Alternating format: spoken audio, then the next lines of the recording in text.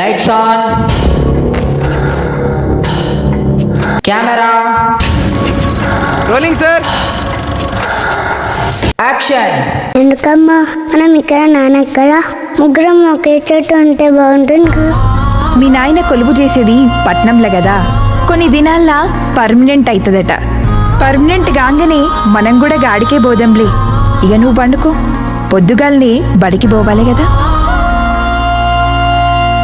నిన్ను షానే యాదికి తెచ్చుకుంటుండు, ఓసారి వచ్చి కనిపించిపోరాదు.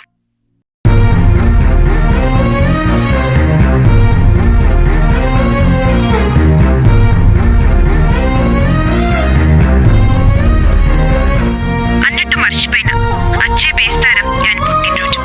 ఆ రోజు నువ్వు ఉంటే గాడు చాలా సంతోషిస్తాడు. 2 సంవత్సరాల సంధి నువ్వు వాడి పుట్టినరోజుకి లేనే లేవు. ఇగో వాడు మాట్లాడతాడంట. నానా నిజంగా నా పుట్టినరోజుకి వస్తావా? వస్తాను బేటా. నా కోసం కేక్ తీసుకొస్తా కదా. తీసుకొస్తాను బేటా. ఇంతకు నీ ఉద్యోగం పర్మనెంట్ సంగతి అందాకొచ్చింది.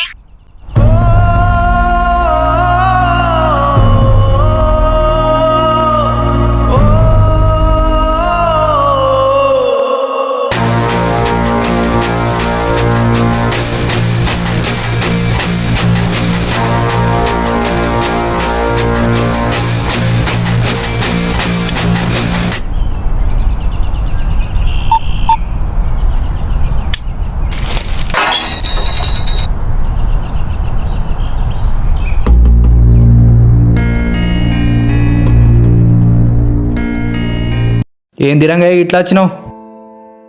ఇప్పుడు ఉన్నట్టుండి పనుల నుంచి తీసేసి ఎలా బ్రతుకుమంటారు అయ్య గారు? బతకాలని భయంతో వచ్చినావా, లేదా నన్ను బ్రతిమలాడానికి వచ్చినావా? నీకు పని కావాలంటే ఇప్పించింది ఎవర్రా?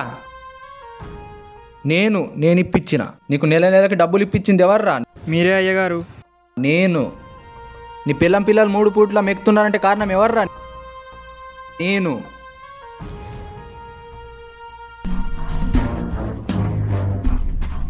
నా మీదనే కంప్లైంట్ ఇచ్చే అంత అమ్మగో నాయనవరా నువ్వు. ఇట్రా. ఇప్పుడు నువ్వు నా మీద కంప్లైంట్ ఇస్తే ఊర్లోకి వెళ్ళి నన్ను ఎలా కొడతారా అనుకున్నావురా?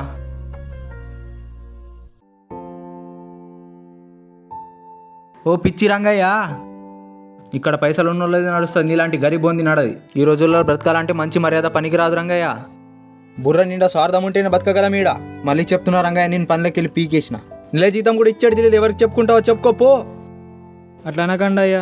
నేను జీతం చేసిన డబ్బులు నాకు ఇచ్చేయండి అయ్యా. నేను ఊరికి పోవాలి, నా కొడుకు పుట్టినరోజు ఉందయ్యా. నీకు చేతులెత్తి దండం పెడతానయ్యా. అందుకే జుట్టు అందకపోతే కాలు పట్టుకుంటావరా నువ్వు?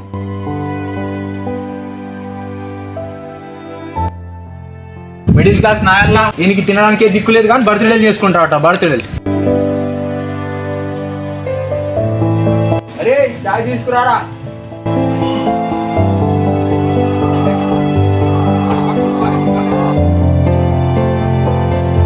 అయ్యో ఏమైందయ్యా? అయ్యగారు ఏమైంది అయ్యగారు?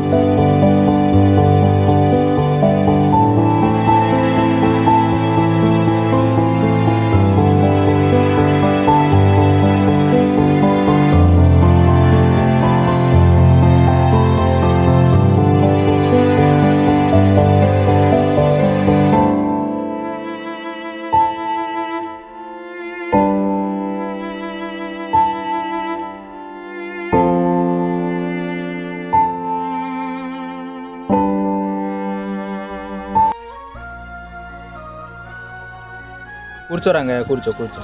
అయ్యగారు మీ ఆరోగ్యం ఎలా ఉంది? నేను బతికి ఉన్నా అంటే కారణం నువ్వే రంగయ్య. ఇగో నీ పైసలు, ఇలా జీతం, వచ్చే నెల నీ కొడుకు బర్త్డే అన్నావు కదా, ఇగో నా తరపు నుంచి కొంత సహాయం.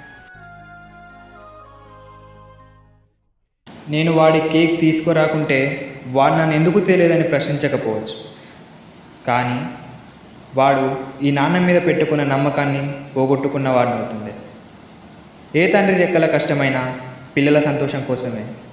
పోయిందనుకున్న ఉద్యోగం తిరిగొచ్చింది. నా కొడుకు మొహంలో వెలుగొచ్చింది. మళ్ళీ మా జీవితాల్లోకి సంతోషమైన వెలుగొచ్చింది. ఒకరు మనకు హాని తలపెడితే మనం కూడా వాళ్ళకి హాని చేయాలనుకోవటం నా దృష్టిలో అర్థం లేని ఆలోచన. మనం చేసే మంచి ఈరోజు కాకుండా ఏదో ఒక రోజు మనల్ని కాపాడుతుంది. దేవుణ్ణి నేనెప్పుడూ అష్టైశ్వర్యాలు కోరింది లేదు. ఆయన్ని అడిగింది ఒకటే, ఉన్న దాంట్లో సంతృప్తిగా బ్రతికేలా చూడమని. ఉన్నంతకాలం నాలా నేను బ్రతకడానికి పోరాడతాను.